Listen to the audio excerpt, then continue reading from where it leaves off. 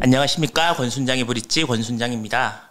오늘은 중국의 다양한 이야기들을 한번 나눠보려고 중국경제금융연구소의 전병서 소장님을 모시고 이야기 한번 나눠보려고 합니다. 반갑습니다. 안녕하십니까. 오랜만에 뵙습니다. 오랜만에 뵙는다고 뉴스를 쭉 봤더니 거의 대부분이 중국에 대해서 약간 비판적이고 또 이제 중국하고는 조금 멀어져야 된다라는 이야기를 많이 하는 것 같아서 실제로 중국 안에 계시는 아니면 중국에서 나오는 이야기들을 한번 여쭤보려고 그러거든요. 실제로 혹시나 지인분들이나 아니면 중국의 현재 소장님께서 알고 계시는 바 경제는 어떤가? 우리가 듣기로는 진짜 안 좋다. 뭐 성장률도 많이 떨어질 것 같고 경제 못 달성할 것 같다 올해 뭐 이런 얘기를 굉장히 많이 듣거든요. 실제 현상이나 이런 부분들에 대해서 좀 설명을 좀 해주시겠습니까? 도시공세를 했다고 하는 것은 이제 거기 있는 사람들은 훨씬 더 고통이 심하죠. 네네. 우리는 뭐 관찰자 입장에서 보는 네. 거니까 굉장히 어려웠던 것 같고, 최근 이제 한 두 달, 이제 7, 8월 이 사이에 우리 같은 뭐 수해 복구하는 느낌, 네. 그런 느낌으로 봐야 될 것 같아요. 그 정상화에 노력을 하는 정도 그렇게 보여지고, 그 전반적인 느낌은 이제 어려움, 뭐 이게 이제 더 지속되는 거냐 아니면은 이제 앞으로 조금 나아질 것에 대한 기대가 높으냐, 그럼 후자인 것 같아요. 네네. 뭐 한국도 그렇고 전 세계가 중국에 워낙 많이 투자를 했기 때문에 네. 문 닫고 나온다 이런 얘기들은 이제 외부 세계에서 그렇게 얘기를 하는 것 같고. 거기 현지에 있으신 분들이 문 닫고 가야 되겠다, 뭐 문 닫는다 이런 것들은 좀 아닌 것 같아요. 오히려 이제 뭐 우리 같으면 분노의 소비 네. 그런 것처럼 이 오랫동안 막아놨기 때문에 이거를 이제 어떻게 보면 푸는 쪽 그때 기회를 좀 봐야 되는 거 아니냐. 이제 이게 그 장사하는 센스, 그 뭐 투자 언제 할래 그럴 때는 길바닥에 피가 흥건할 때 해라 그러는 것처럼. 그 최악이라고 얘기할 때 이제 장사꾼들은 오히려 팔을 뻗는 이제 그런 느낌이 좀 있는 것 같고요. 네. 뭐 중국 분들의 경우들은 좀 갈리는 것 같아요. 그래서 서비스업이나 유통 뭐 이런 쪽은 굉장히 이제 힘든다. 네. 이제 이런 게 있는 반면에 중국이 뭐 육성하고 지원하는 그런 인더스트리 쪽에 있는 쪽들은 뭐 화장실에서 휘바람 부는 이제 그런 현상이 있는 것 같아요. 중국의 8시 뉴스를 보면요, 중국 전역에 비가 온다는 뉴스가 없어요. 아, 그 넓은 대륙이라고 그래야 되겠죠, 땅에서. 5,500km거든요. 그래서 중국이 어떤 나라냐 그러면 뜨거운 아이스커피 같은 나라다. 그래서 얼핏 생각하면 네. 뜨거운 아이스커피라는 게 말이 되냐 그러는데, 해남도 같은 경우는 뭐 겨울에도 30도, 네네. 한여름인데 예. 저 위에 하얼빈, 흑룡강성 이런 데는 영하 30도거든요. 네. 그러면 이게 온도차가 60도예요. 그러니까 이쪽은 뜨거운 이 핫커피고 예. 저 위에는 이제 아이스커피가 동시에 존재하는 거죠. 그래서 이게 이제 한마디로 이렇다고 하는 것은 조금 과하다 그럴까? 그 단칼에 상해하고 북경하고 다르고 네. 상해하고 우르무치하고 완전히 다른 상황이기 때문에 전체를 봐야 되는 거 아닌가 싶어요.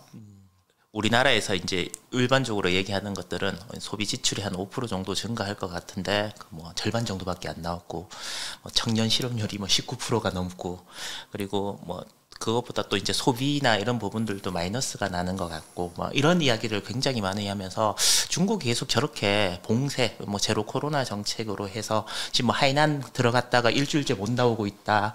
그리고 뭐 올해 크리스마스 용품들은 굉장히 비싸질 거다. 뭐 이웃인가 거기에서 그런 용품들을 다 만드는데, 이런 식으로 계속 가다 보면 경제가 나아지기보다는 지금의 현 상황에서 크게 바뀌지 않는 그런 어려움들이 계속 되지 않을까, 이런 이야기를 굉장히 많이 하더라고요. 그거는 제가 볼 때는요, 그 정말로 제일 고민하고 걱정하는 사람은 그 중국 리커창 총리겠죠. 예. 그래서 이게 경기가 생각보다 좋지 않다고 하면은 우리도 그렇지만 뭐 전부 정부 당국 또 이제 책임자 이쪽에 욕하고 그쪽에 모든 화살이 네. 돌아가게 돼 있기 때문에, 그래서 중국 정부 입장에서는 이제 뭐 앞으로 말씀하신 것처럼 그런 상태가 지속이 된다고 그러면 이건 진짜 폭동 나는 거죠. 그래서 그걸 이제 그냥 자시할 거냐 하는 게 이제 관건인데, 그럴 가능성 거의 없어 보여요. 아, 어떤 대안이 있을까요, 그러면? 그래서 이제 우리도 마찬가지지만 이게 2달 문 닫았고 공장 정상화하는 이제 2달 정도 그 기간 안에 나쁜 수치는 그게 현상이다 이렇게 보기는 어렵죠. 그래서 최악의 상황에서 이게 이제 벗어나는 정도의 단계에서 이제 그렇게 평가를 하는 건데 네네. 제가 볼 때는 적어도 4분기 정도의 수치를 보고서 이게 완전히 계곡에 빠졌다가 이렇게 올라와서 네. 정상화되는 수준에서도 이제 그렇게 됐다 그러면 이건 좀 봐야 될 것 같아요. 그래서 뭐를 봐야 되냐면 지금 얘기하는 거는 전부 6월달, 7월달 네, 통계를 갖고 맞습니다. 얘기를 해요. 근데 그 아까도 말씀을 드렸지만 너무 넓은 땅이기 때문에 A하고 B하고가 달라요. 그래서 전체적인 트렌드를 보는 것은 제가 볼 때는 전력 사용량으로 보는 게 맞아요. 소비가 되든 생산이 되든 뭐 광산에서 네. 돌을 캐든 다 전력은 써야 되거든요. 그래서 전력이 이게 지금 몇 퍼센트를 가냐가 중요한데 지금 7월 달에 보면 금년 들어서 가장 높은 한 6.5인가 8인가 정도 나왔어요. 네. 그래서 그거는 이제 한 달 내지 2달 뒤에 이게 수치로서 이제 생산이나 소비로 나타난다는 네. 거죠. 그래서 이게 마이너스가 뭐 4월 달에 나왔다가 이게 지금 넉 달 만에 이게 이제 6.5 정도 수준이면 거의 정상 수준까지 이제 올라온 거예요. 그래서 여러 가지 지표들이 다 혼재돼서 나오는 건데 하나를 딱 보려고 그러면 중국이 지금 어느 상태 회복이냐 아니면 밑으로 가냐 옆으로 가냐는 전력 사용량을 보면 된다. 그걸 보면은 그 리카버의 트렌드가 보인다는 거죠. 알겠습니다. 전력 사용량. 우리나라 사람들은 뭐 또 그거 하면 중국 통계 다 믿을 거 없다 이러던데 그런 식으로 가보면 대화 자체가 안 되는 거기 때문에 일반적으로 이제 그거는 기본적인 베이스 자체는 중국이 전기 사용량이 올라오면 공장이 어느 정도 정상화가 되고 있구나라고 생각하는 게 맞다라는 말씀이신 것 같고 그러다 보면 이제 우리나라는 중국이 어쨌든 계획 경제를 하는 나라이기 때문에 5.5% 정도 또 뭐 시진핑 주석의 말로 비하면 미국보다는 경제 성장률이 높아야 되지 않겠냐라는 얘기를 했으니까 뭐 미국이 한 4.5% 정도 나오면 중국은 한 5% 이상은 나와야 되는데 지금 이런 상황에서 과연 달성이 될까? 이런 의문을 많이 갖고 있거든요. 그것도 이제 봐야 되는데요. 중국은 정치국 회의라는 걸 해요. 네네. 그래서 국가 당셀 1번부터 25등까지가 이제 매달 모여서 회의를 하는데 그 중에서 이제 7월 달 회의하고 12월 달 회의가 제일 중요해요. 7월 달에는 상반기를 결산하고 하반기에 정책을 어떻게 가져갈 거냐를 결정을 하고 12월에는 이제 내년도를 보는 거죠. 네. 그래서 7월 달 그 정치국 회의에서 무슨 얘기를 하냐면 3월 달, 4월 달, 3월 달에는 5.5%의 경제 성장 목표를 실현해야 된다. 요렇게 이제 계속 얘기를 네. 했다가 7월 달에 와서는 말을 어떻게 바꾸냐면 합리적인 수준에서 이 도달하면 된다. 이제 이렇게 이제 바꿔놨고 그래서 거기에 이제 최선을 다한다는 그런 얘기가 나와요. 그 얘기는 5.5% 포기했다는 얘기예요. 그래서 이게 실현한다는 것은 수단과 방법을 가리지 않는 것이고 네.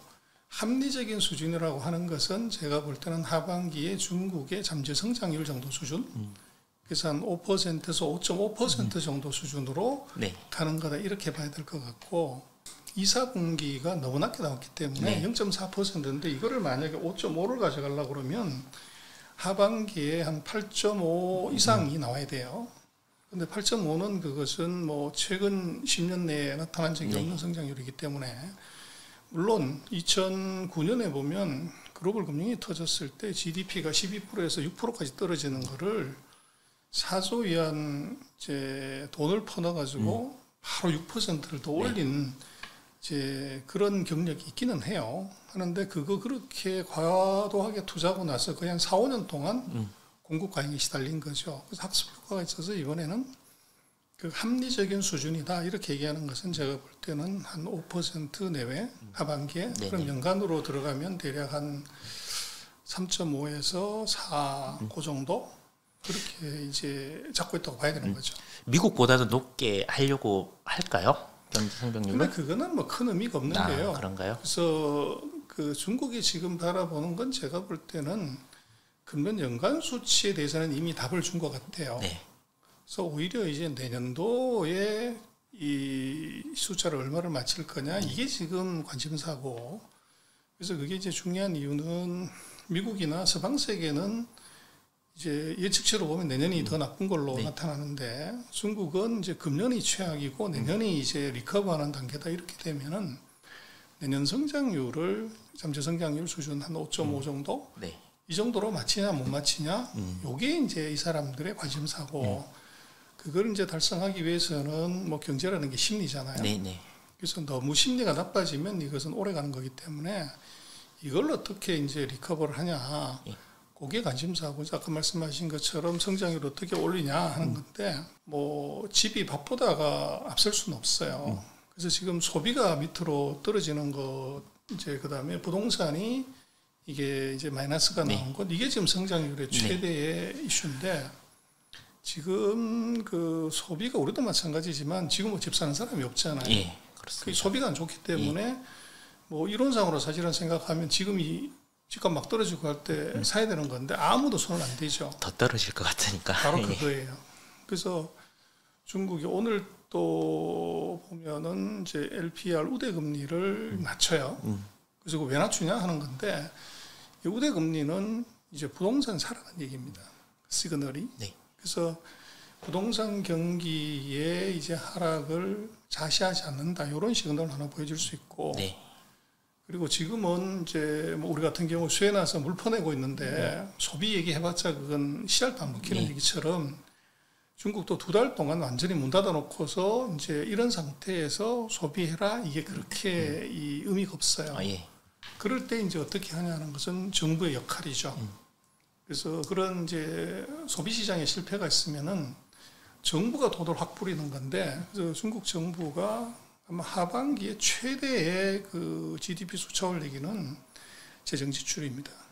그래서 정부가 이게 뭐 재정 적자를 왕창 내가지고 소시 투자로 확 해버리면 그게 일단 GDP 숫자를 맞추고 두 번째는 그것이 민간에 이제 전파되면서 파급 효과가 생기는 거죠. 그리고 그 두 번째로 중요한 것은 부동산에 손댑니다. 그래서 지금 수치가 나쁜 것이 부동산만 플러스 나오면 뭐 GDP 숫자는 바로 올라가는데 이걸 왜 손을 안 대냐. 그건 이제 최근 3년 동안 중국이 부동산 투기를 아주 강하게 눌렀어요. 그러다 갑자기 이제 이거를 스탠스를 바꿀 수가 없기 때문에 그래서 중국이 지금 1선 도시, 대도시를 제외한 나머지 지역에서는 이 3선 도시에서는 부동산 규제를 거의 다 풀어요. 그래서 그게 어떤 거냐면 첫 번째 이제 우리 같은 1가구 2주택 뭐 이거 되면 이제 대출을 해줄 때 금리를 확 높여버린다든지 이제 중요한 거는 중국은 예를 들어서 그 다운페이 집 살 때 10%나 20%만 현금 내고 나머지는 80%는 30년 동안 모기지로 사게 돼요. 근데 이게 이제 부동산 경기를 억누르려고 이거를 10%, 20%, 30% 올렸단 말이에요. 정부로서는 이 30%를 20%나 10%로 확 낮춰버리면 집을 한 채 살려고 다운페이를 30% 내야 되는 사람들이 이걸 10%로 낮춰주면 세 채를 바로 살 수 있어요. 그래서 그거를 이제 손을 대게 되면 이 부동산 경기에 변화를 줄 수 있고 부동산 경기에 손을 댄다고 하는 것은 철강하고 시멘트, 전자재인, 화학 이게 같이 움직여야 되죠. 그리고 지금 중국으로서는 이제 소비 부진을 타개하기 위한 1순위가 있어요. 그게 뭐냐면 자동차입니다. 그래서 뭐 4월달 이후에 중국의 자동차 주가가 굉장히 좋았고 지금도 뭐 전기차 배터리 쪽이 센 이유는 중국의 내수 부양을 한다고 했을 때 이제 예전 같은 가전제품 뭐 이런 것에다가 이 힘을 많이 줬지만 지금 중국의 소비 품목의 최대가 자동차예요.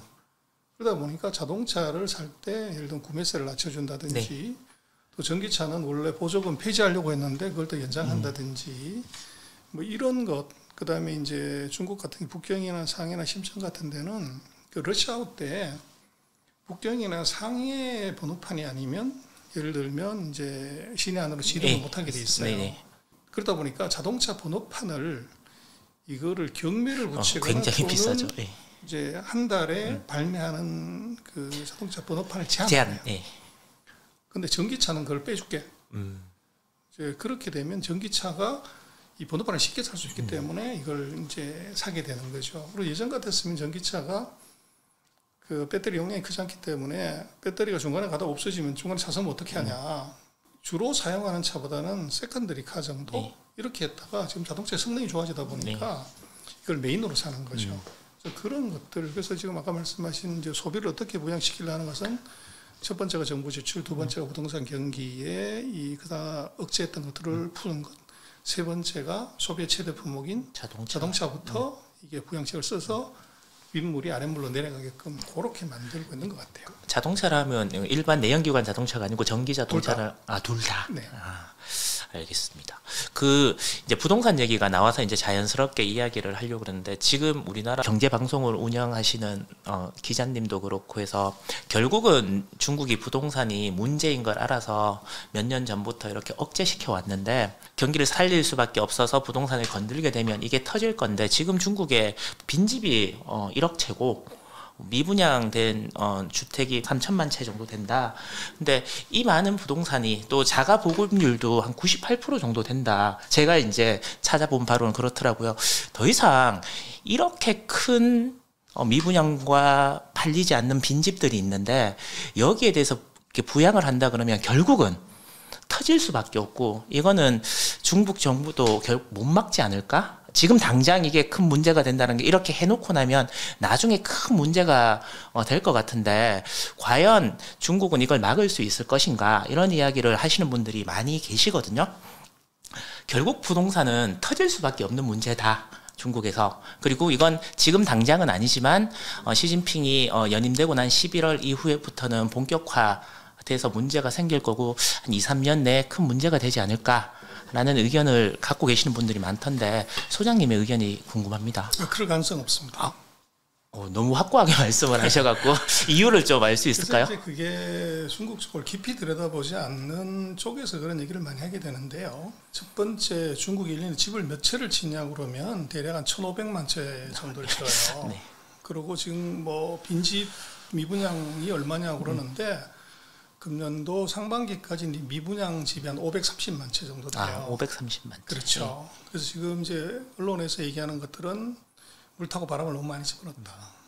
그래서 왜 이제 530만 채냐고 그러면 통상 그게 이제 한 미분양되는 재고 물량이 20%, 15% 미만이에요. 근데 이게 지금 30%를 훅 넘어가고 이제 이런 가장 큰 이유는 코로나예요. 그래서 4월달, 5월달 완전히 문을 닫았기 때문에 부장시장 자체가 없어진 거죠. 그러다 보니까 이제 이게 그 재고가 일시적으로 왕창 많아진 거고, 그리고 이제 최근에 보면 그 전국의 260군데에서 공사가 이게 중단이 됐는데 네. 계속적으로 아파트 공사 대금은 납부하라고 그래서 우리 그거 거부한다. 네. 이제 이렇게 네. 그 해가지고 이게 뭐 큰일 난 거 아니냐. 이렇게도 언론에 많이 나오는데 이것도 이제 어떻게 봐야 되냐면 260군데라고 하는 것이 우리로 치면 이제 중소 그 건설업자들이 분양한 아파트들이에요. 네. 우리 같은 경우에 뭐 빅5, 빅10이 분양하는 게 아니고 그래서 우리도 뭐 여전히 그런 이제 작은 건설회사들의 경우들은 뭐 그런 문제가 많이 생기잖아요. 이제 그게 이제 주종이고 그게 전체 중국 부동산 대출의 뭐 전체로 봤을 때 얼마나 되냐 그러면 그거는 뭐 5% 미만이에요. 훨씬 더. 그래서 그것도 이제 우리는 부분을 갖고 전체를 같이 이제 뭉쳐서 보기 때문에 그런 네. 거고. 그다음에 이제 이게 중국이 그 부동산에 대한 수요를 봐야 되는데 중국의 지금 도시화율이 63% 정도예요. 그럼 앞으로도 한 17%에서 20% 정도 선진국 기준으로 보면 도시로 사람이 들어와야 돼요. 네. 그러면 집이 필요한데 지금 중국의 부동산 수요는 우리 같은 경우는 뭐 아까 말씀하신 주택 보급률이 110% 넘어가서 네. 이제 집수로 생각하면 이제 다 커버가 되는데 네. 집이 모자라는 이유는 두 채, 세 채 갖고 있는 거죠. 네, 맞습니다. 근데 중국 같은 경우를 보면은 지금 중국의 수요는 실수요가 대부분이에요. 수요가 진짜로 받쳐진다는 거죠. 그게 뭐냐면 맨 먼저 시골에서 도시로 올라오는 사람이 1년에 1.36% 정도 진행이 되는데 이게 대략 한 1,500만 명에서 2천만 정도 돼요. 네. 그리고 두 번째로 중국에 1년에 결혼을 몇 쌍이나 할까요? 결혼한 방이 있어야 되잖아요. 예, 예. 그게 한 1,400만 쌍 정도 돼요. 쌍으로 1,400만 그렇죠. 쌍인가요? 근데 중국에 이제 1년에 그 아기들이 태어난 게 베이비붐 세대들은 2,500만 명이에요. 그리고 이게 쭉 떨어져 가지고 작년에 한 1,000만 명 정도 네. 떨어졌기 때문에 이제 대략 보면은 그 1,000만에서 1,400만 정도의 신혼부부들이 등장하게 있고 시골에서 올라오는 사람들 이 사람들이 또 한 1,400만 정도 그리고 또 이제 생각할 수 있는 것은 대학 졸업생들이에요. 그래서 이게 왜 의미가 있냐면 우리도 그렇습니다만은 서울에 올라와 가지고 대학을 졸업한 사람들이 시골에서 졸업하고 나서 시골로 다시 내려가지 않잖아요. 네, 그렇죠. 근데 중국의 대학들이 다 대도시에 있고 이제 이러는데 중국의 대학생이 1,000만 명이에요. 그러면 이게 대략 필요한 방의 개수가 대략 한 4천만 개 정도 방이 필요해요. 그러면 매년 그만큼 필요하다는 그렇죠. 말씀이시잖아요. 그러면 이게 집을 짓는 것이 뭐 이론상으로 보더라도 한 1,300만 채 정도는 기본적으로 지어야 이게 얘기가 되고 우리도 또 그렇지만 이제 독신자 집에서 독립해서 그 1인 가구 우리도 이게 뭐 전체 지금 가구의 뭐 30%가 되니 40%가 되니 그러는데 중국도 똑같은 현상이 나타난 거죠. 그것까지 포함을 하면은 1년에 1,000만 채에서 1,500만 채 정도 집을 지어 갖고서는 이 수요를 못 맞추는 거예요. 근데 일각에서는 그 통계가 틀렸다고 그러는데 빈집이 1억 채 정도가 있기 때문에 그런 걸 다 감안하더라도 중국이 이 부동산은 문제이다. 기존에 있던 집에 지금 사람들이 안 살고 있는데 더 짓는다 그러면 그게 거품이 아니냐 이렇게 이야기하시는 분들이 계시거든요. 이제 그거를 좀 봐야 되는데요. 어떻게 이게 1억 채냐 하는 거를 그 체크를 해봐야 되는데 그건 조금 과하고 그래서 이제 그게 예전에 보면은 이제 전력계 집에서 집을 쓰면 전력량계가 돌아가야 되는데 맞죠. 그게 안 돌아가는 집이 6,800만 채다. 뭐 이런 얘기들이 이제 나왔었는데 그거는 정확한 통계가 아니에요. 그런데 이제 서방 세계에서 오해하는 것 중에 하나는 이 중국의 그 미분양 주택이라고 하는 것에 대해서 조금 이제 다르게 봐야 되는 것이 있는 것이 첫 번째는 우리는 다 동시 분양이잖아요. 5천 가구, 1만 가구를 한꺼번에 다 분양을 해버리기 때문에 이제 가는데 중국은 5천 가구, 1만 가구를 지면은 단지 안에 동마다 분양가가 다 달라요. 그래서 첫 번째 예를 들면 1동은 평당 1,000만 원에 분양하는 거죠. 그럼 이게 완판이 되면 다시 이제 500채는 10% 올리는 거죠. 1,100만 원을 되는 거예요. 그래서 같은 단지 안에서도 분양가가 다 다른데 그게 뭐냐면 집이 다 서 있는데 예를 들면 10,000채가 서는데 그 중에서 10%만 분양하면 90%는 빈집이에요. 그러나 그것은 빈집이 아니고 분양을 이제 단계적으로 해나가기 때문에 이제 그렇다는 거죠. 그래서 이게 이제 우리하고 좀 다른 점이고 또 중국이 최근에는 이제 이게 선분양을 했지만 과거에는 중국이 전부 이게 후분양제예요. 그러다 보니까 집이 70% 90% 올라가야 이제 분양이 가능하기 때문에 가다가 보면은 집은 다 이제 서 있는데 분양이 안 되는 것처럼 보이는 게 있고 공구리만 쳐져 있는 것 같은. 그리고 세 번째로는 뭘 봐야 되냐면 우리는 이제 아파트를 지었을 때 안에 뭐 TV 다이부터 시작해서 싱크대부터 뭐 모든 게 다 갖춰져서 문만 들어가면 되잖아요. 근데 중국은 이제 아파트 최근에 지은 아파트들은 좀 다르지만 기본적으로 중국은 아파트는 안에 있는 이제 장식 이거는 자기가 하는 거예요. 그래서 아파트 우리로 치면 껍데기만 파는 거고 안에 실내 장식은 자기가 하는 건데 중국이 만만디예요. 우리는 이제 뭐 성질이 급해가지고 뭐 이 장식이나 내장 공사 한 달 걸린다 그러면 3주, 2주 이렇게 하는데 중국은 만만디로 이게 뭐 3개월, 6개월 이렇게 걸려요. 그래서 집을 분양을 했더라도 안에 실내 장식하느라고 이게 3개월, 6개월 빈집처럼 보이는 거죠.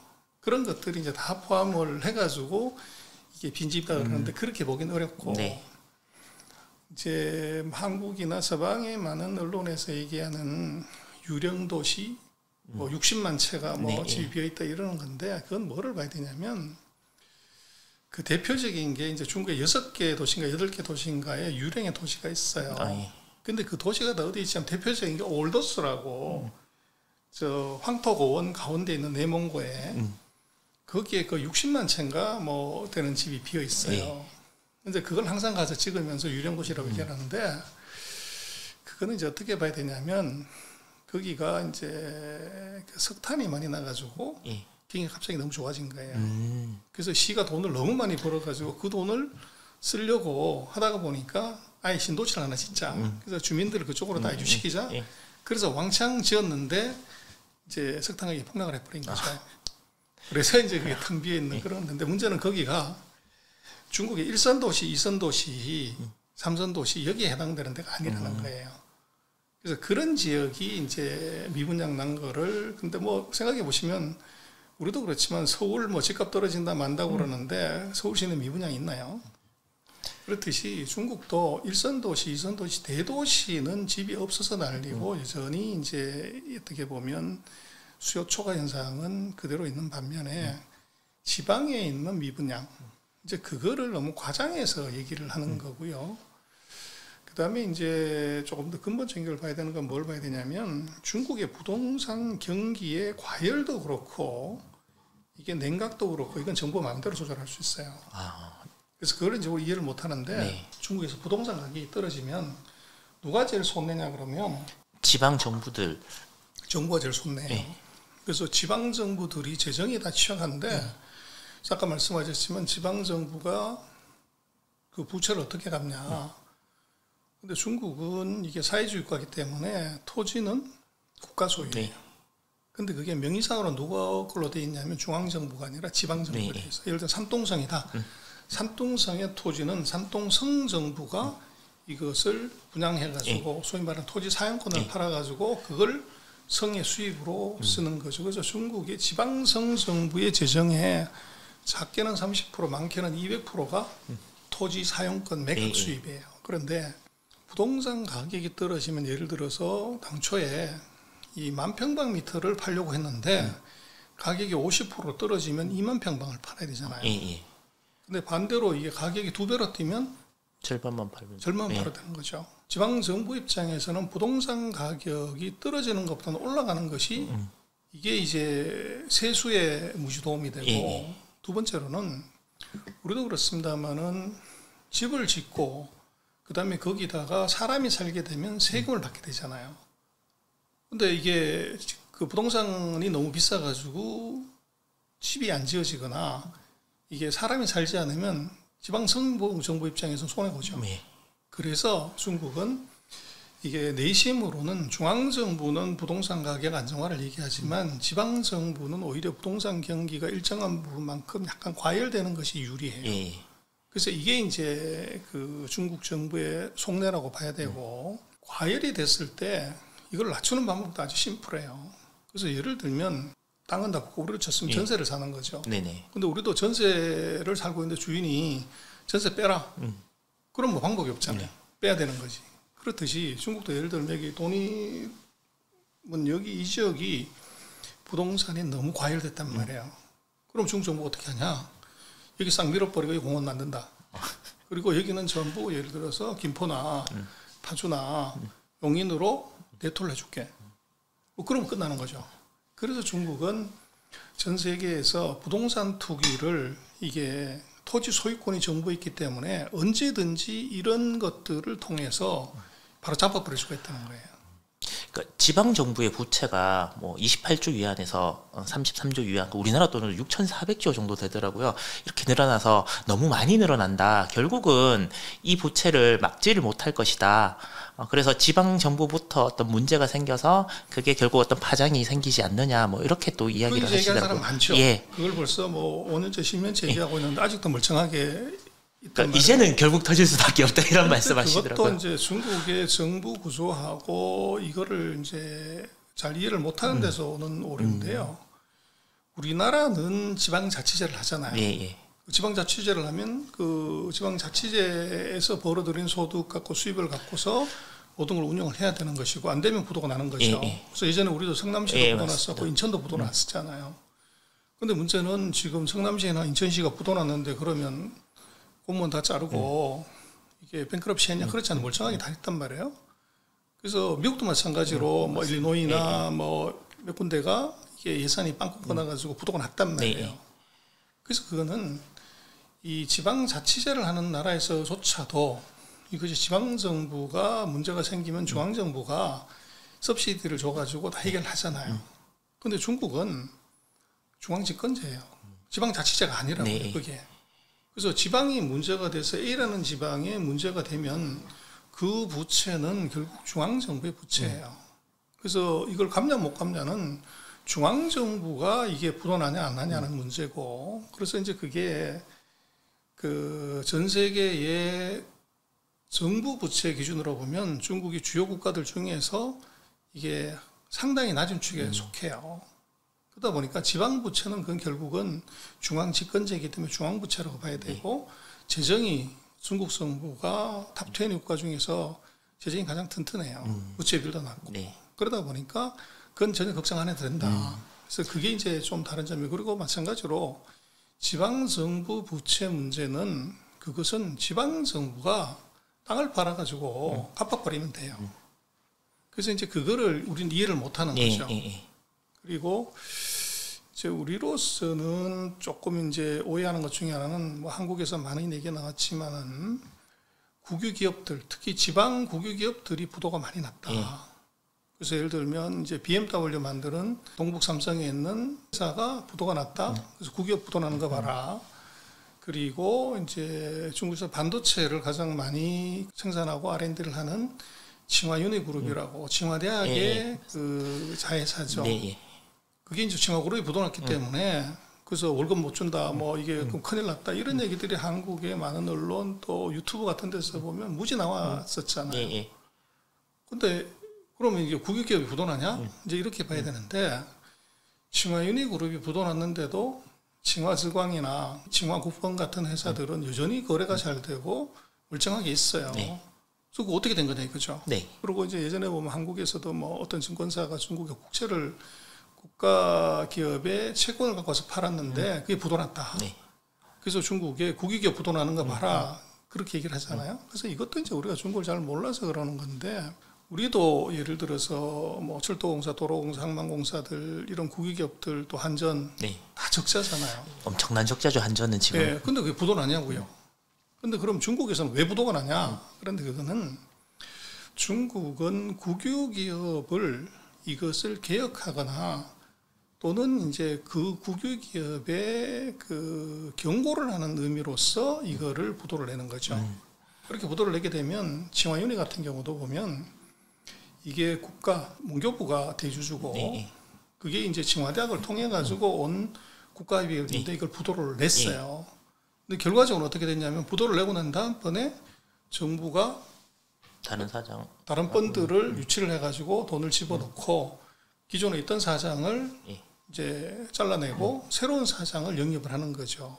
그래서 그거는 그 국유기업의 위탁을 했던 경영진의 부실 또는 능력 부족 또는 부정부패, 요거를 경계하거나 요거를 어떻게 보면 정리하는 수단으로 시범 케이스로 부도를 내는 것이지 진짜 부도를 낸 거냐? 지금까지 그런 게 하나도 없어요.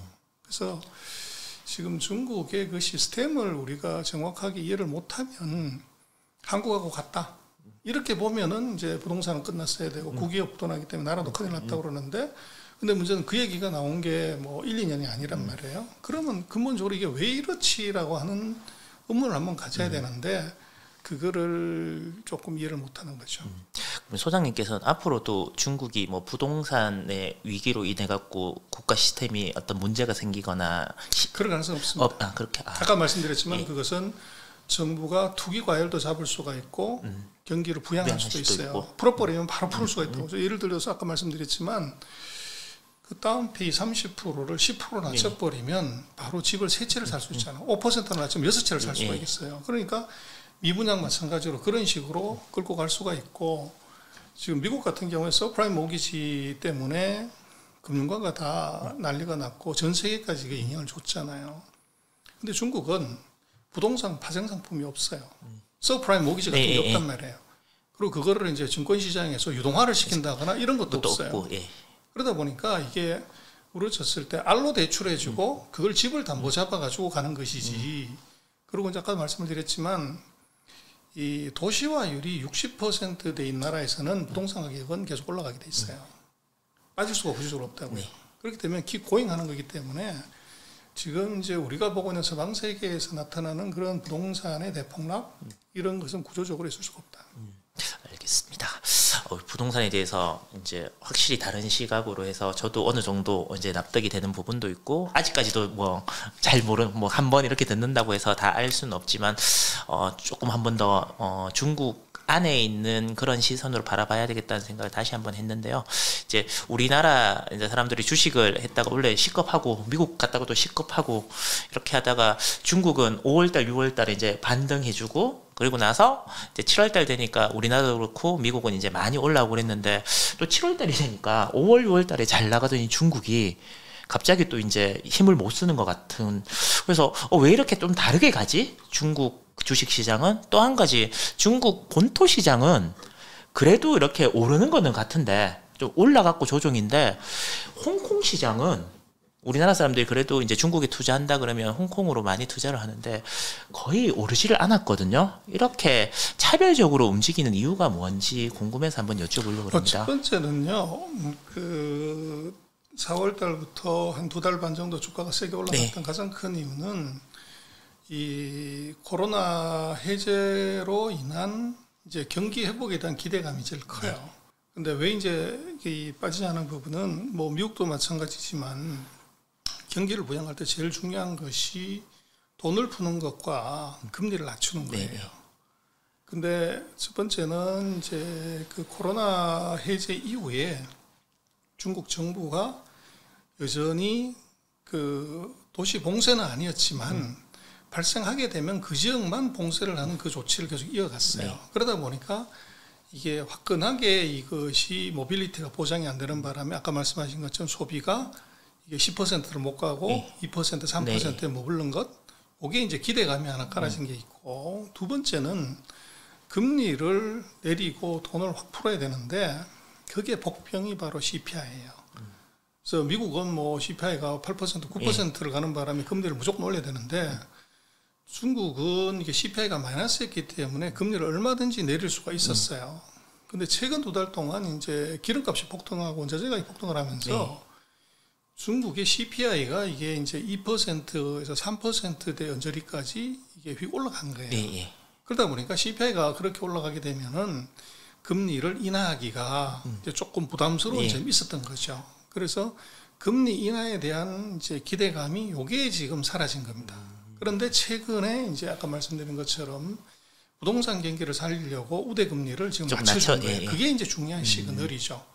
그래서 그 두 가지가 있다고 보여지고 결국은 뭐 이것은 이 경기 회복의 속도나 정도에 따라서 달라지는 것이고 그래서 그거는 그 두 가지 그 예상보다 부진했던 소비 두 번째는 이제 예상보다도 늦어지는 금리 인하를 통한 금융 완화 요 두 가지가 요것이 7월달 8월달에 요게 약했다.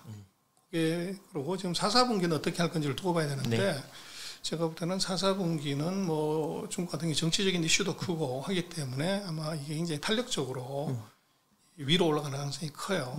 그래서 그런 측면이 있고 그 다음에 이제 그 홍콩 문제는요. 홍콩은 우리가 이제 오해하는 게 두 가지가 있는데 이 중국 주식 그러면서 우리가 아리바바나 이게 디디 추싱이나 이걸 이제 중국 주식이라고 많이 생각하는데 그건 그렇죠. 미국에 상장된 중국 주식이에요. ADR로 상장된. 그렇죠. 그래서 중국 본토하고 아리바바나 디디 추싱하고는 완전히 다른 문제라는 거예요. 그래서 그거를 하듯이 홍콩은 저게 영토는 중국 영토지만 금융 영토는 저건 미국이에요.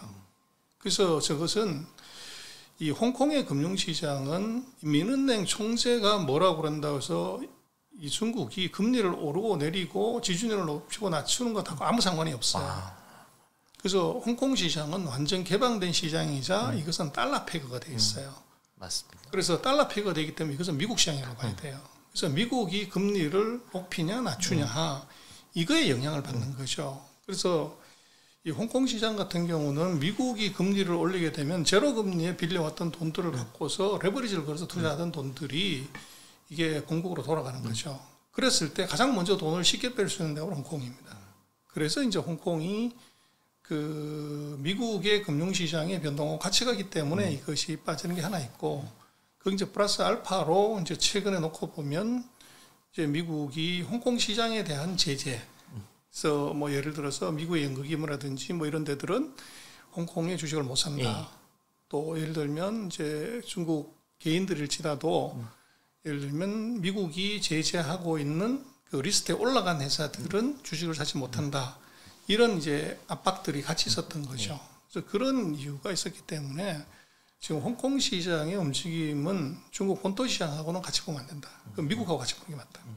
앞으로도 그러면 별개로 놓고 봐야 되는 게 조금 합리적이겠네요. 홍콩 시장이랑 중국 시장은 다른 시장이다라고 생각을 그렇죠. 하고. 예. 그렇게 봐야 되는데 이제 작년하고 연초에 보면은 이 홍콩 시장이 굉장히 좋았어요. 근데 그 이유가 뭐냐 그러면 이제 미국의 영향을 받아가지고 이것이 시장은 약했는데 문제는 이제 중국 본토 자금이 홍콩으로 넘어가게 되면 그렇게 되면 시장을 굉장히 세게 밀어 올려요.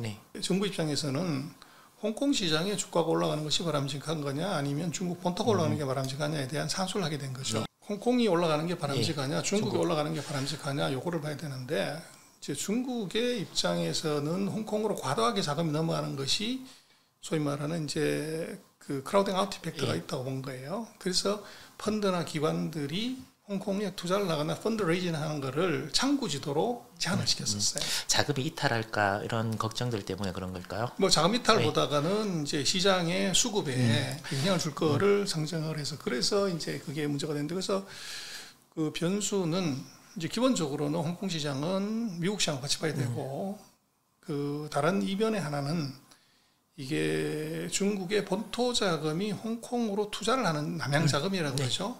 그 자금의 변화가 있으면 홍콩 시장은 미국 시장은 별개로 움직이게 됩니다.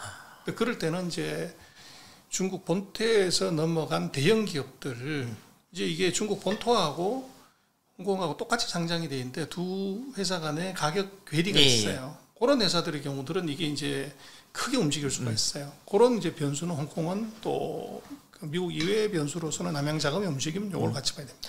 알겠습니다. 중국의 대외 관계에 대해서 한번 여쭤보려고 그러는데 뭐 최근에 뭐 영국 가디언지에서 시진핑 주석이 사우디아라비아를 들려서 MBS라 그러죠. 뭐 빈살만을 만난다 뭐 이렇게 얘기가 되어져 있던데 만약에 가게 된다면 2020년 순방 이후로 이제 다른 나라를 가는 2년 7개월 만인가 첫 번째 나라가 이제 사우디아라비아가 되는데 이것이 갖는 함의 는 무엇인지. 왜냐하면 얼마 전에 바이든이 사우디 가서 뭐 홀대를 받았다 이런 얘기가 있는데 그 다음에 이제 중국이 사우디를 간다니까 왠지 어떤 특별한 일들이 있지 않을까 이런 생각을 하게 되거든요. 때마침 또 이제 기름값도 내려가는데 기름값이 내려가는 이유가 뭐 여러 가지겠지만 중국이 소비 부진 이런 것 때문에 수요가 조금 떨어져서 그렇다라고 하는데 그런 이야기가 나오고 있는 그런 시점이기도 하고 해서 어떤 쪽으로 바라보는 게 우리가 그 이해하기가 조금 굉장히 중요한 전략적 포석인데요. 우리는 미국과 반대로 한다. 이게 중국의 전략이에요. 그래서 이제 지금 사우디가 전통적으로 미국의 우방이었고 또 어떻게 보면은 굉장히 친미적인 성향으로 왔다가 이제 바이든 정부 들어가지고 또 트럼프 정부 때부터 시작을 해가지고 이제 이게 틀어지기 시작을 하는 거죠. 그래서 지금은 이 미국에 대해서 그 사우디 정부의 그 어떻게 보면 태도는 굉장히 달라졌고, 근데 사우디는 뭐 어떻게 보면 중동 산유국 중에서 가장 큰 이제 석유를 수출하는 나라이기 때문에 첫 번째는 중국으로서는 이제 사우디한테 추파를 보내는 것 자체가 이것이 미국을 견제하는 이펙트가 근본적으로 하나 있어요. 그리고 또 이것은 사우디 입장에서는 이제 바이든을 홀대하고 보내고 이제 중국을 환대한다고 하는 것은 미국한테 봐라. 이제 니들이 우리를 이제 홀대하면 이쪽으로 붙는다고 하는 이제 양다리 작전을 지금 이제 보여주고 있는 거. 그러면 이것은 중국하고 사우디의 이해관계가 서로가 맞아떨어지는 게 있고요. 그보다 더 중요한 것은 중국은 지금 석유의 수입 의존도가 과거에는 한 60%다 지금 70%, 80%대까지 올라가 있어요. 그래서 거기에 제일 중요한 이제 석유 수입의 라인이 바로 중동 지역이고, 그래서 사우디가 이게 뭐 중국으로서는 당장 태양광 풍력 발전 뭐 이런 걸로 전환하지 않는다면은 이 석유 수송로의 확보, 이것은 뭐 너무너무 중요하죠. 그래서 그거를 어떻게 보면 이제 중국으로서는 더 단단하게 묶어놓을 필요성, 이제 이런 것들이 이제 있었고, 네. 또 다른 측면에서는 이제 중동 전체에 주는 어떤 이제 그 시그널일 것 같아요. 그래서 물론 이제 사우디가 뭐 이란, 이라크 뭐 이런 나라들하고 사이가 썩 좋은 건 아니지만, 결국 크게 보면 이제 중동의 입장에서는 미국이냐 중국이냐 이런 측면에서 놓고 보면 이제 사우디 같은 경우도 그렇고 중동 지역 같은 경우는 미국에 대한 피해 의식이 있기 때문에 이게 지금 그 중동의 어떻게 보면 대표적인 국가, 이걸 중국이 이제 우호적으로 대한다는 것 자체가 중동 국가 전체에 주는 이미지가 굉장히 커져요.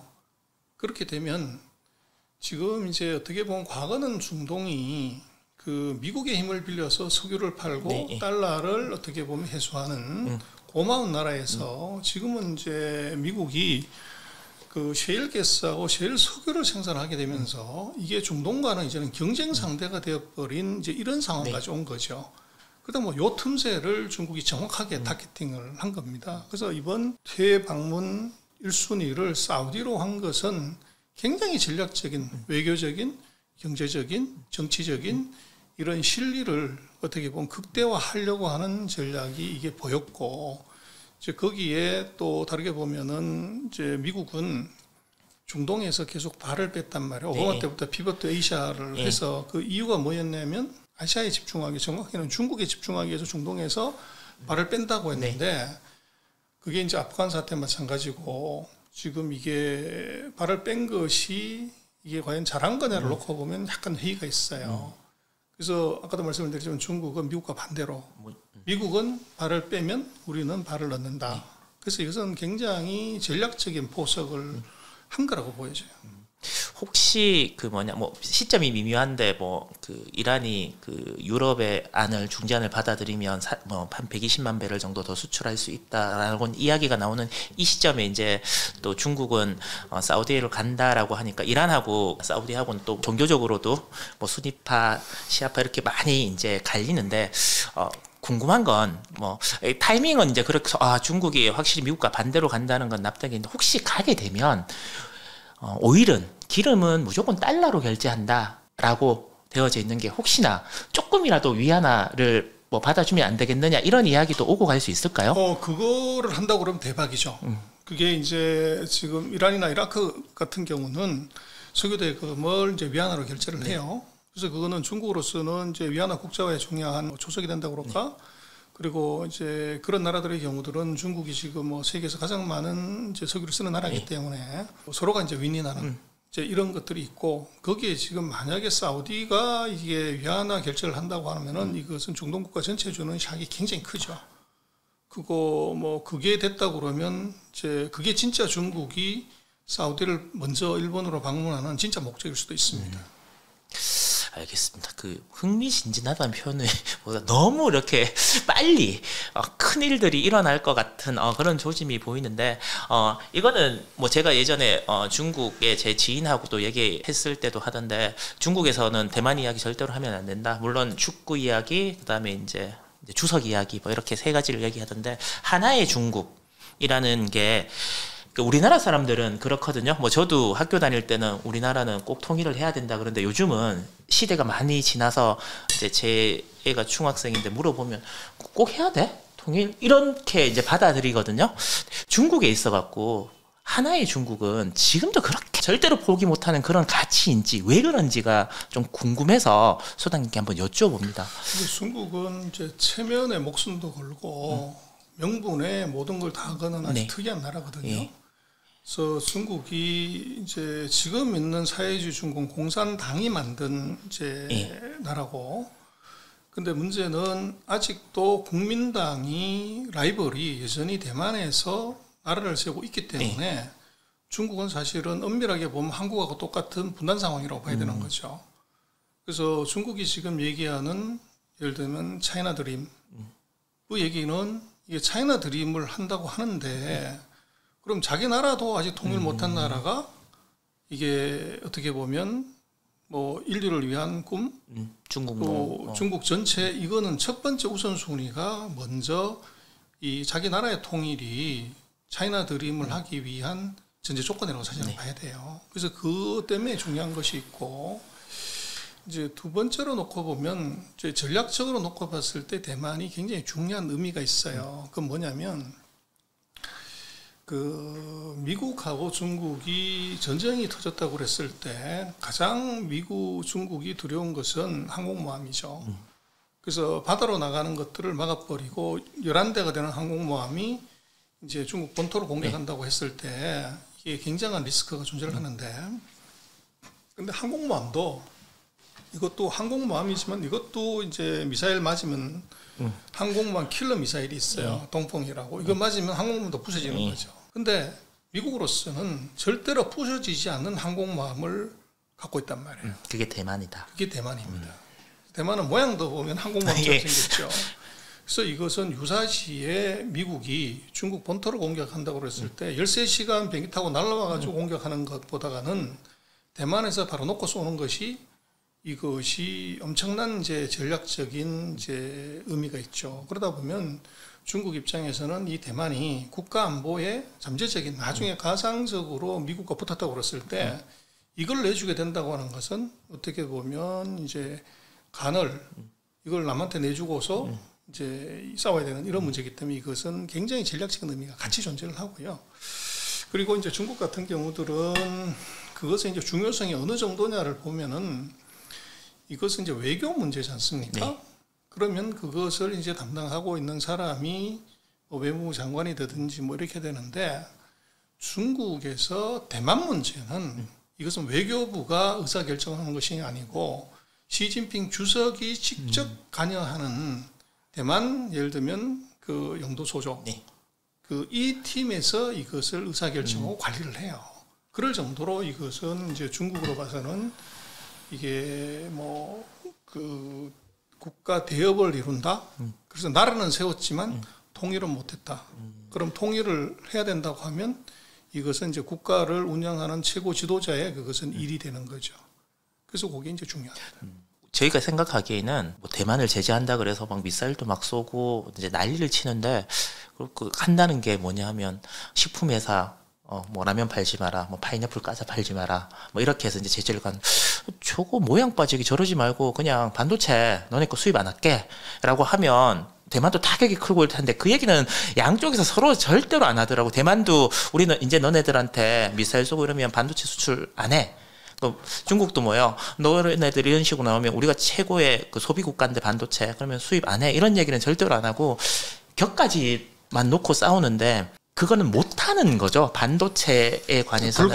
불가합니다. 그래서 그것은 반도체가 없으면 뭐 자동차든 핸드폰이나 아무것도 만들 수가 없기 때문에 지금 그 첨단 반도체 5나노 이하는 삼성하고 TSMC밖에 못하는 거고 실제로는 메이저가 TSMC예요. 그러다 보니까 중국으로서는 이제 어떻게 보면 이제 반도체에 관한 부분에 있어서는 이건 금기. 내가 갖지 못하지만 그게 없으면 나도 이제 죽게 되는 그런 문제가 있기 때문에 이것은 손댈 수가 없는 문제가 있고 펠로시가 방문을 한다고 했을 때 그 미국도 보면 좀 혼다운이 있었던 것 같아요. 네. 바이든이 가지 말라고 그러는데 이제 펠로시는 가버리고 그런 거 놓고 보면 미국도 이제 어떻게 보면 정치인들 간에 국가 국익보다는 개인의 어떤 이제 이 정치적 이익이 더 컸던 것처럼 보여지는데 문제는 이제 중국 같은 경우는 그 바이든 대통령하고 정상회담을 할 때도 보면 시진핑이 거기서 대놓고서 대만 갖고 불장난을 하면은 이제 다 죽는다 이런 표현을 막 써요. 네. 굉장히 심한 이제 말을 썼고 또 후시진이라고 황구시보의 이제 전임 편집장 같은 경우는 펠로시가 들어오면 이제 공중 격추하겠다. 뭐 이런 얘기까지 막 했는데 실제로는 아무것도 안 하고 그냥 넘어갔어요. 그래서 펠로시가 다 떠나고 난 다음번에 말씀하신 것처럼 6군데에다가 이제 뭐 미사일 쏘고 대포 쏘고 한포 사격하고 뭐 이런 걸 했는데, 그리고 이제 제재를 하는 것도 보면 굉장히 쪼잔하게 농산물을 하지 마라, 뭐 메이드 인 타이완을 쓰지 마라 이런 건데, 이 얘기는 뭐냐면 미국과 직접 부딪힐 수는 없다는 것을 보여준 거죠. 차단하고 난 뒤에 이제 공격을 했다는 것은 미국은 건드리지 않는다. 그렇지만 제가 볼 때 말씀하신 그런 이제 제재나 이런 것들은 그것은 대내용이다. 그게 뭐 경제적으로 얼마가 되겠어요. 그리고 메이드 인 타이완으로 못 쓰면 이게 타이완 차이나라고 써야 된다 그러면 거기다 테이프 하나 더 붙여버리면 되는데, 그것은 중국의 내부적인 14억의 인민들한테 보여주기 위한, 우리가 가만히 있는 바보가 아니다고 하는 것을 보여주기 위한 것일 뿐이고, 실질적으로는 지금 상태에서 대만 문제를 갖고서 미국과 격돌하거나 충돌하는 것은, 이것은 붙었다고 그러면 이것은 뭐 결과는 뻔하기 때문에 피하려고 하는 것이 선명하게 보인 거고요. 근데 이제 문제는 미국 같은 경우는 아까 말씀하신 원차이나 팔리시가 왜 중요하냐면, 미국이 이제 79년 수교를 하면서 그 중국 대륙의 유일한 국가는 중국이고 대만은 이제 나라로 치지 않겠다고 얘기를 했고, 그게 이제 하나된 중국 원차이나 팔리시의 핵심인데, 근데 미국의 아주 영악함이 거기서 드러납니다. 그래서 인정해 줄게 그러놓고 나서 미국 국내법으로 이 대만 관계법이라는 걸 하나 만들어, 국내법이에요. 이건 누구한테 뭐 비준 받고 할 필요도 없는 이걸 만들어. 이게 뭐냐면, 첫 번째는 대만한테 우리가 무기를 공급해서 중국하고 싸우는 것을 우리가 도와주겠다. 그럼 두 번째로는 중국이 유사시에 무력으로 대만을 공격할 시에는 그걸 원상태로 돌리게끔 하겠다. 이건 뭐냐면 자동 개입조항이에요. 그래서 이거는 이제 이게 중국을 대표라고 인정을 해주고, 반대로 이쪽 나라에 대해서는 지금과 똑같은 관계를 유지하겠다는 것을 얘기를 해준 거예요. 그래서 이거는 사실은 대만관계법은 뭐 그걸 왜 만들어 이렇게 생각을 했지만, 이게 40년 지나고 나서 이게 너무 중요해진 법이 돼버린 겁니다. 지금 와서. 그래서 결국은 이제 지금 대만 문제의 핵심은 미국이 그걸 깬 거죠. 그래서 트럼프 때 보면 국방백서 전략보고서에 보면 대만을 스테이트 국가라고 표기를 하고, 또 이제 그 대만 여행법이라고 국회가 이걸 만들어 가지고 중국의 고위 관리들이 대만에 자유롭게 여행할 수 있게 만들었고, 최근에 보면 대만 보증법이라는 걸 만들어서 대만에 정기적으로 무기를 공급하는 것, 요거를 허용을 해줬어요.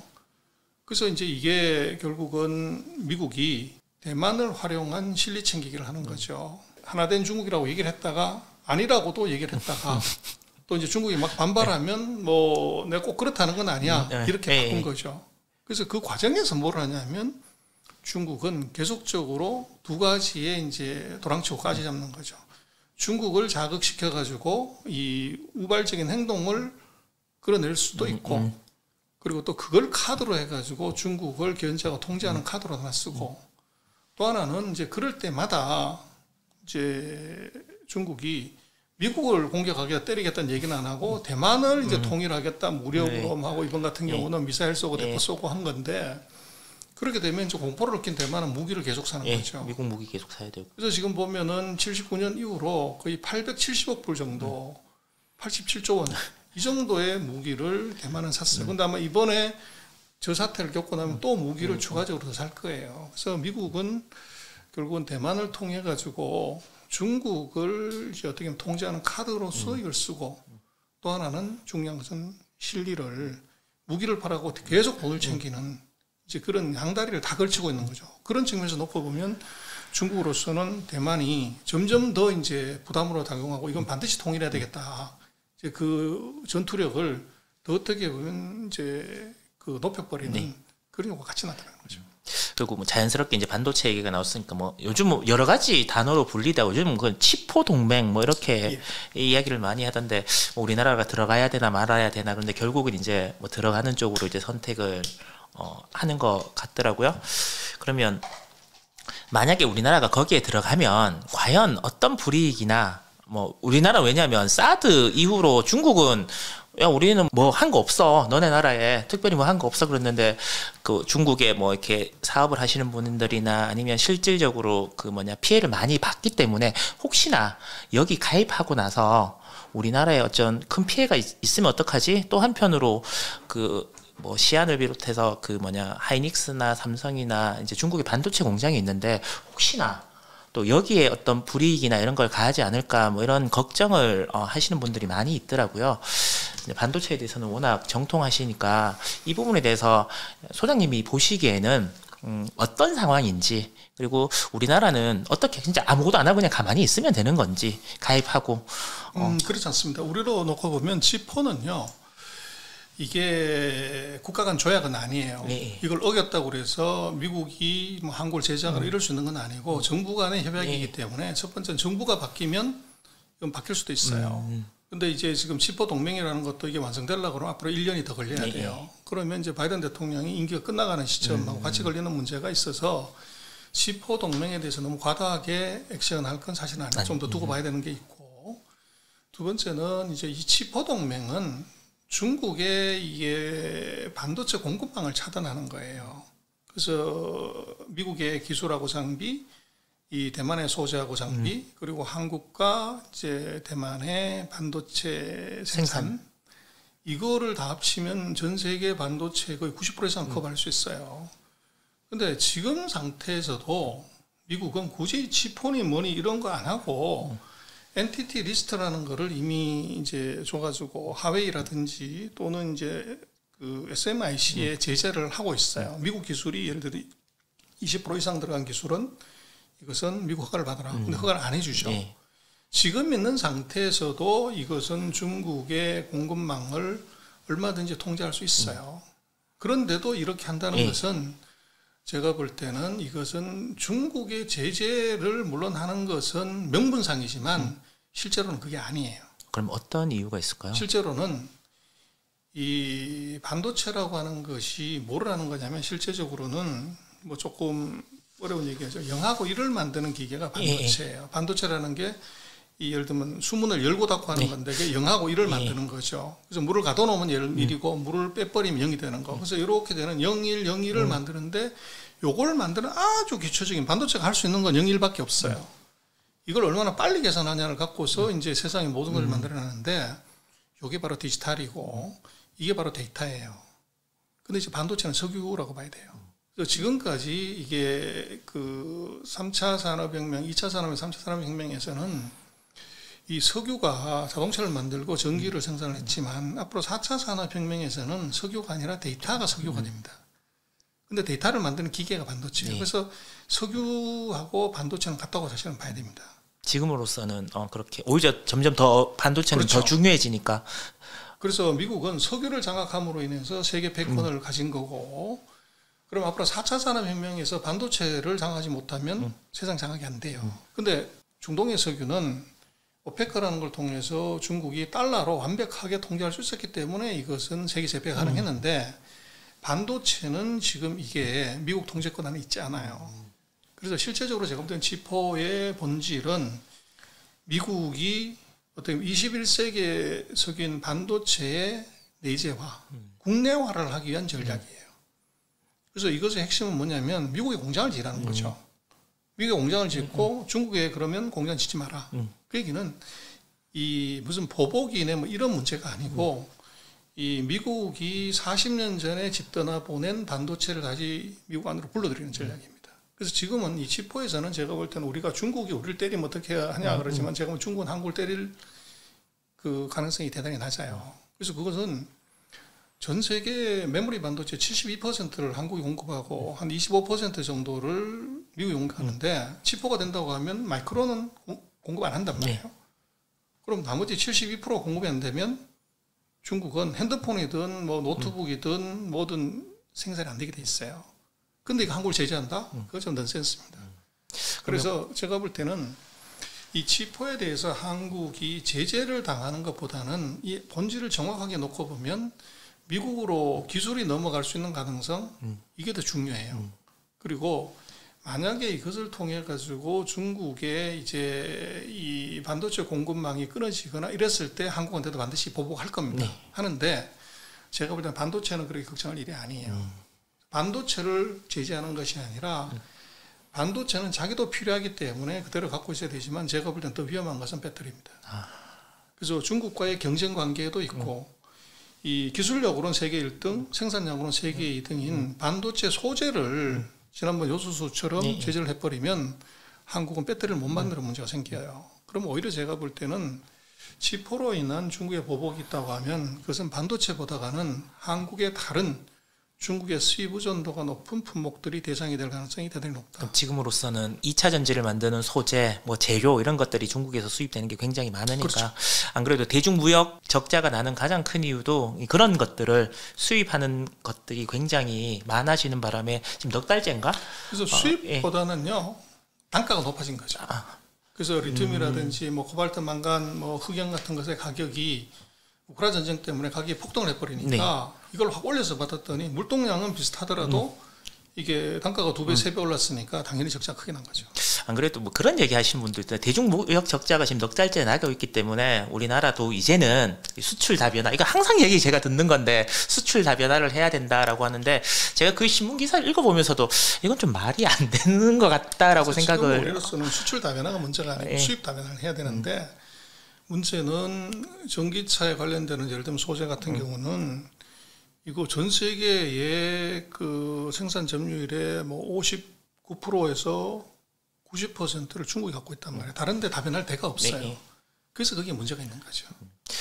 그 중국에 우리나라 핸드폰이나 자동차가 예전처럼 잘 팔리거나 이렇게 될 확률이 굉장히 적어 보인다라는 의견들이 굉장히 많이 있거든요. 물론 뭐 화장품도 조금 더 잘 팔리고 임플란트도 많이 팔리고 뭐 이렇게 얘기는 하던데 큰 건 다 내주고 작은 거 이렇게 팔아갖고 되겠냐 이런 얘기를. 그래서 이제 중국 같은 경우 중요한 건요. 한번 점유율이 떨어지면 다시 올리기가 대단히 어려워요. 근데 지금 이제 중국 같은 경우는 브랜드를 잃어버린 거예요, 우리가. 그래서 삼성도 이전 에너콜에서는 완전히 시장을 장악을 했지만 이제 갤럭시 폰으로 오면서 이게 점유율이 0%로 떨어졌단 말이에요. 근데 이것은 다시 올리기 대단히 어렵습니다. 브랜드를 잊어버렸다는 게 굉장히 중요해요. 자동차 마찬가지고요. 그래서 그러면 이제 그게 아닌 다른 아이템에서 점유율을 어떻게 만들 거냐를 그걸 고민을 하는 게 맞죠. 알겠습니다. 이게 뭐 중국 정치 얘기도 잠깐만 한번 해보려고 했는데 어차피 뭐 11월 달에 시진핑의 산연임은 확실히 이제 되는 것 같던데 시진핑하고 리커창의 관계에 대해서 굉장히 궁금하거든요. 우리나라 언론에서 보면 엇박자다. 권력 투쟁이다 이런 식으로 얘기하는데 또 다른 관점에서 보면 인민을 위한 그런 생각은 똑같은 거고 서로 역할이 조금 다르다. 하는 말이 다르다. 그런데 어떤 식으로 저희들이 이해를 하는 게 그거는요. 지금 이제 우리가 중국의 정치의 업무 분장을 좀 봐야 되는데 중국은 7명의 상무위원들이 공동으로 나라를 다스리는 집단 지도 체제라고 사실은 봐야 돼요.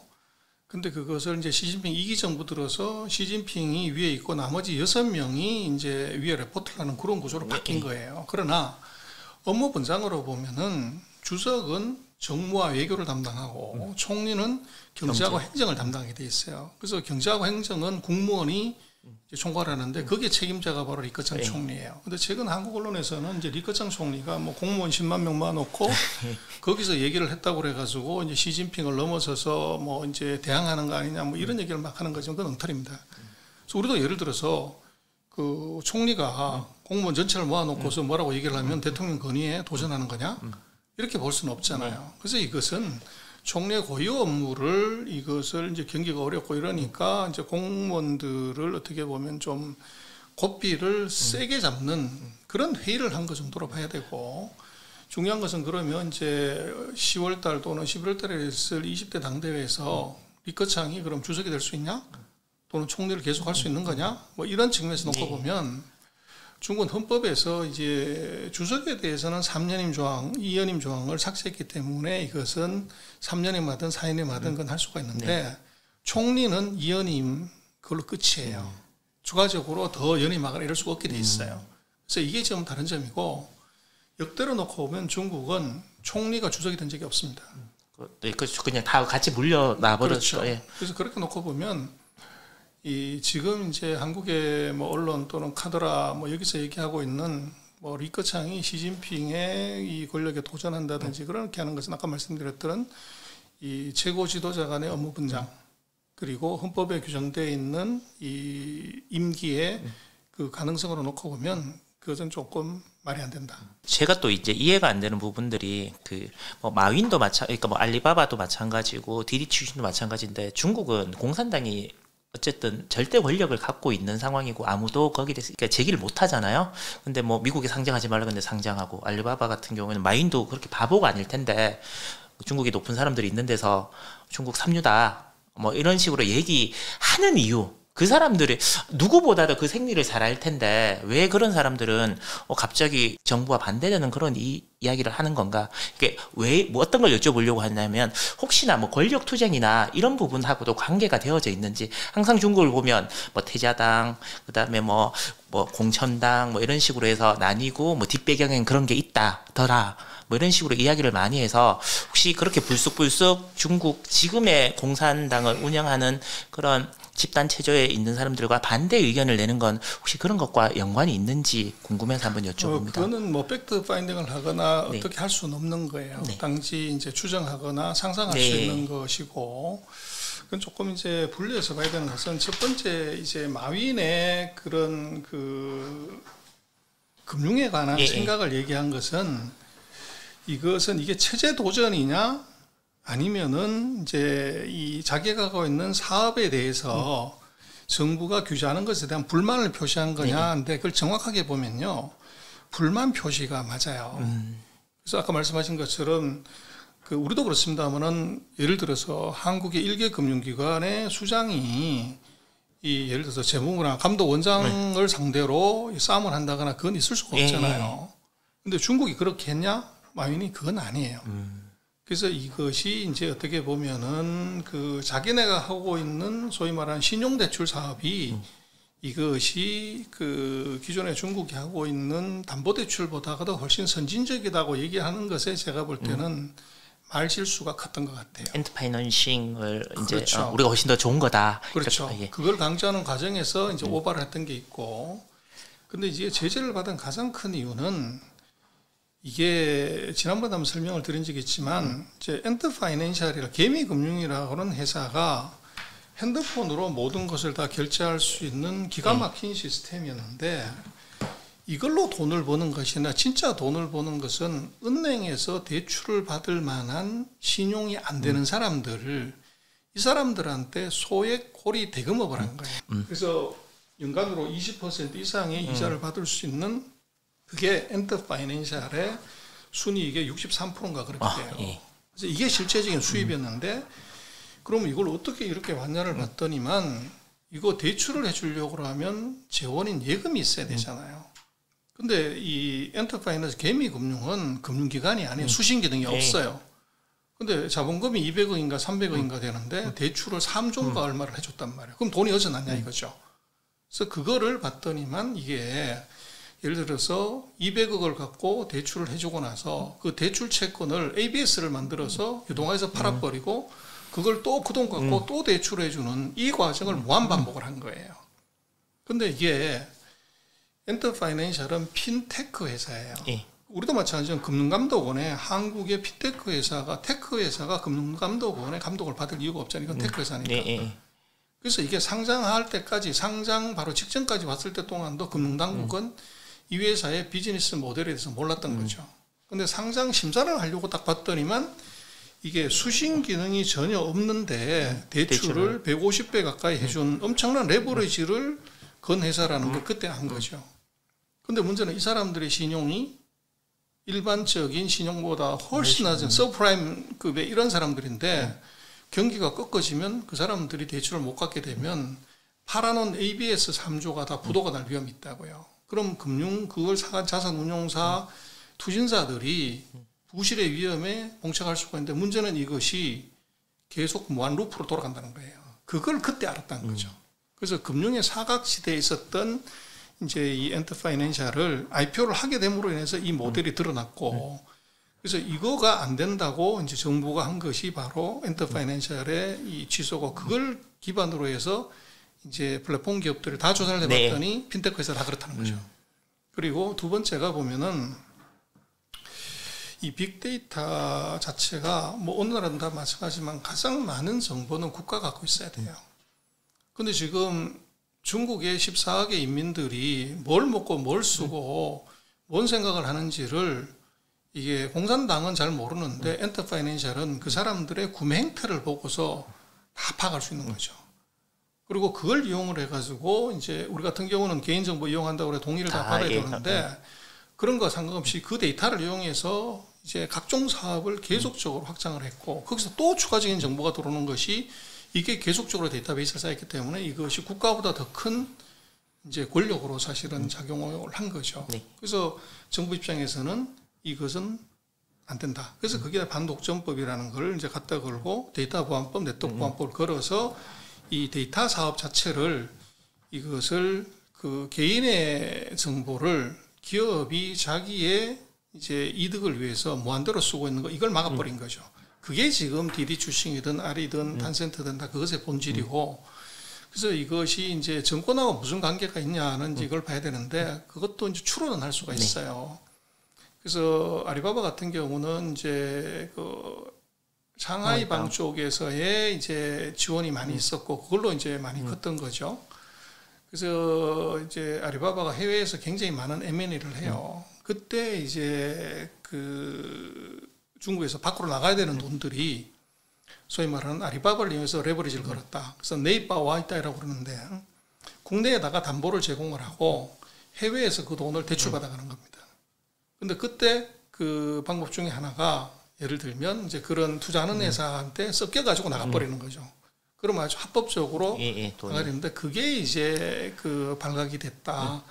그래서 이제 뭐 이 정치적으로도 이 문제가 있다. 근데 이것은 썰이지 어느 것도 확인할 수는 없어요. 그러나 근본적으로는 아까 말씀드렸던 것처럼 기본적인 이제 수익 모델에서의 문제점, 두 번째는 데이터베이스를 이것을 개인의 데이터베이스를 민간 기업이 독점해서 수익을 썼고 이것이 국가 권력보다 더 큰 정보력을 가졌기 때문에 그게 문제가 됐던 것 같아요. 제로 코로나 정책은 앞으로도 계속 하는 건가요, 중국은?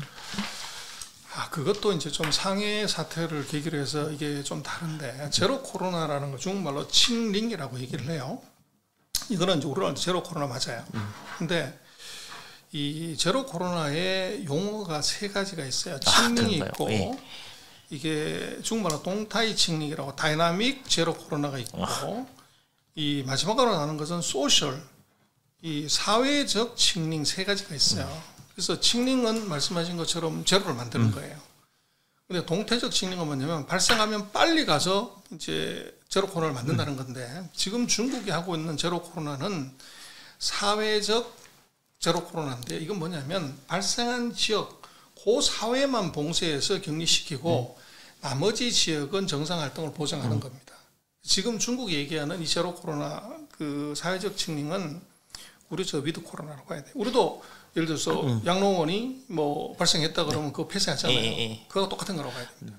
범위가 조금 많이 크긴 크다 맞죠? 지역 자체를 그냥 그렇죠. 왜였죠? 우리나라는 그냥 어디에 발생하면 그 건물이나 아니면 그것만 딱 하는데 중국은 그 지역 자체를 이제 봉쇄를 하니까. 그래서 이제 그거는 이제 왜 이게 중국이 제로 코로나를 끝까지 유지한다고 얘기를 하냐 그러면 제가 볼 때는 그 근본적인 이유는 코로나는 이것이 그 발병이 문제가 아니고 방역이 문제다. 이걸로 지금 몰고 가고 싶은 거예요, 중국은. 그래서 전 세계가 이런 고통을 받게 된 가장 큰 원인을 따지고 들어가면 우한에서 발생한 코로나19예요. 근데 중국은 코로나19의 발병론에 대해서 원죄론에 대해서 인정을 안 해요.